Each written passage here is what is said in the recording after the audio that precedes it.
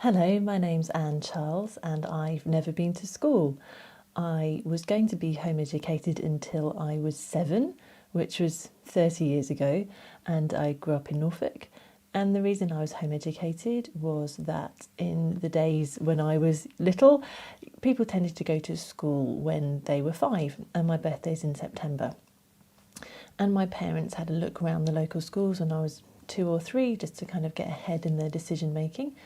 And the local school had the red table and the blue table and the green table. And, well, like most 3-year-olds, I could already do red, blue and green. And they thought, oh, it's not going to be very good when she gets to 5 because she can already do this and that won't be particularly interesting for her. Also, my sister is 18 months younger than me, and my mum didn't want to be rushing back to pick me up and having my sister miss out on doing things like story time at the library and all the kind of stuff she'd done with me, just so that she could come and collect me from school.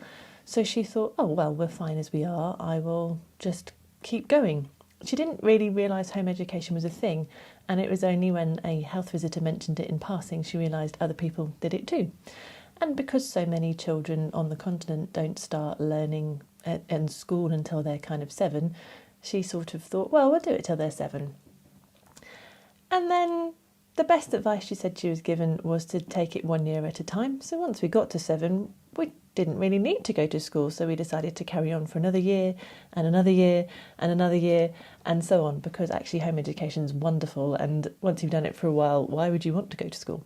School is always there as an option. And we were certainly dragged around several school open days when it came to secondary age. But we were both having far too much fun and too busy with all the other things we were doing to even consider wanting to go. My sister did go to sixth form, that was her choice. She went to sixth form college and then got offered a job in her gap year at the same place. So that worked out quite well. So yeah, I loved being home educated. I think it's a wonderful thing, so long as the child is involved in the choice where it's appropriate. When you're very little, you just kind of do whatever your parents say is going to happen. But by the time we were 7 or 8, we were definitely having much more of an input. So the only time I'd really say don't home educate is if you're doing it against your child's will.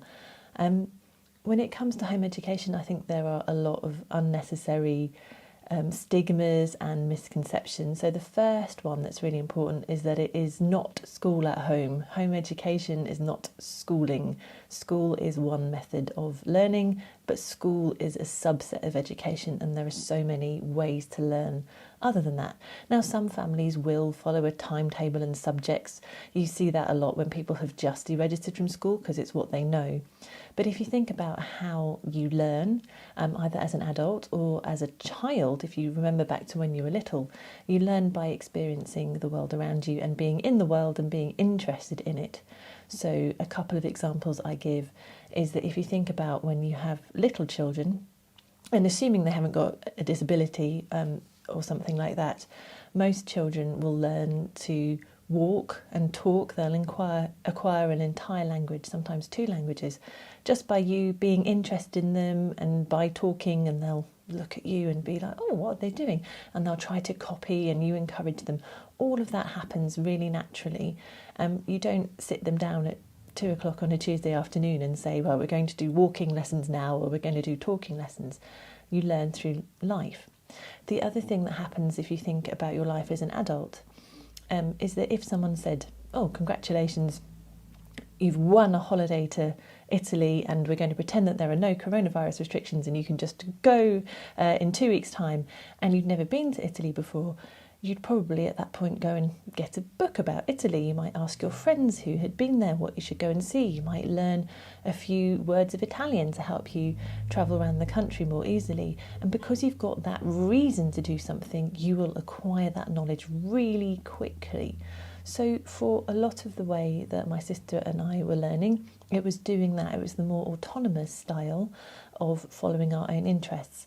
Although we did also mix that up with some more kind of formal workbooks and bookwork. If we had our time again, having done that now, especially with doing more formal programmes for maths, I think we'd say we wouldn't do that again, but it was right for us at the time. So I think I would encourage you to follow your child's lead and then get out of their way. is what I normally say. So benign neglect is very different from neglect. So you shouldn't just be completely ignoring your children and hoping it'll all work out for the best. But don't, have conversations. Learning through play is really important, and following a child's passion. Life doesn't divide into subjects. Or if you think about cooking and you want to divide that into subjects, you've got maths, chemistry, sociology, geography. You can think of everything in the world and it all coming to cooking, but we don't kind of sit down and divide our lives into academic subjects in the way that school does. So I think a lot of the challenges I see for adults who are home educating is actually unlearning all of the stuff, all of the stuff that school has taught them about how learning should work and how it should look, and then remembering that we have an innate curiosity and an innate desire to learn, and that's what drives us through, and that's how humanity has survived for so long, because we're actually wired to be curious and to learn how to navigate in the world and in the community into which we're born, and then learn about the wider world as well. So now I work in radio. I've always been really passionate about radio, and I was able to do quite a lot of media and acting things when I was a teenager, because I was able to help or be involved in a local community theatre group, and I helped to set up a local talking newspaper when I was in my early teens. I think I was 13 or 14 when I got involved in the talking newspaper, and that helped me to learn a lot of the skills that are really useful in radio. I then went on and spent 12 years in various roles at the BBC, including making programmes as a producer. I was a children's radio specialist for a while. I worked at World Service, made programmes for Radio 4, made programmes for local radio, a whole mixture of things. And then I went on to do technology career, so a slightly unusual move. Most people don't do that, but I worked in broadcast engineering, worked on really large infrastructure projects at the BBC. So if you are listening to a BBC radio programme and you hear pretty much any pre-recorded audio, that's coming from a system that I worked on. And then I left the BBC 6-7 years ago, I think now, and went to New Zealand and taught journalism there, which was wonderful. I had a really good time. And then I also ended up in and out of South Sudan, training journalists and producers and broadcast engineers in various bits of South Sudan, a lot of time in Juba, the capital, and then around the country in remote areas, which was a really wonderful experience. Now I run my own company. My main client in non-coronavirus times normally sends me all over Europe and all over the world to work in radio stations and radio studios to help support teams there with their technology. And I also do bits of work for other clients, and I also run Radio TechCon, which is the UK radio and audio industry's technical and engineering conference.